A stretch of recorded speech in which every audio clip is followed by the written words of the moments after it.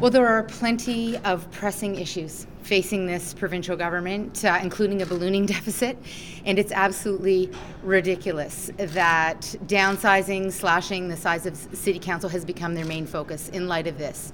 And we need to defy this decision.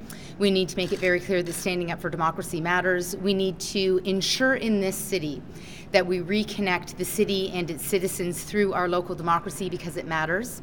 And we also need to continue to fight to establish the overreach of the province into our into our municipal government, precisely because local democracy matters in the city. Now, the challenge here, of course, is that we got to this place in the first place. We should not be standing here today, but we are standing here today because our mayor, when he was approached by the premier, did not stand up and say, sorry, no way, this isn't acceptable. He waited to see what the response was, and then he took his time to respond, and we need a strong mayor. This is not a normal provincial government.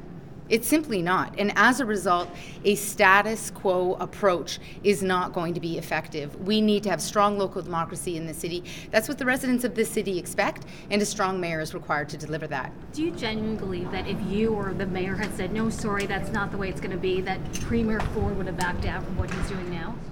Absolutely. I believe that when you stand up in negotiations very clearly from the outset and you set the terms here were set by the Premier, who was really acting based on some old personal grudges. I think we've seen that over the course of the past several days. And a strong mayor would have been absolutely clear and certain that no way, these are not the terms under which we're going to proceed. That's not what happened here. And it's very disappointing that that's not what happened. And as a result, we've seen weeks of chaos. And I also just want to say to every one of the candidates who has registered in this election, I'm so sorry that John Tory has let you down. This reduction in the size of City Council has happened on his watch. He has allowed this to unfold. It's incredibly disappointing. And again, it's a ridiculous move by a province that has other priorities. Now, the good news is that there's things that we can do as a municipality. We can strengthen our local democracy through stronger community councils. We can also strengthen our democracy through participatory budgeting. And we can build stronger communities that are safer. We can build transit faster. We can ensure that we are delivering on the absolutely desperate need for a significant amount of affordable housing in the city. We can do those things working together as a city. You mentioned this was a negotiation, but it didn't seem like there was much negotiating. The Premier had an idea, he pushed it through. He was willing to invoke the notwithstanding clause to make this happen. Do you fear this is just the first of many things that this government could do to a municipal government? And does this municipal government have any power, regardless of who leads it?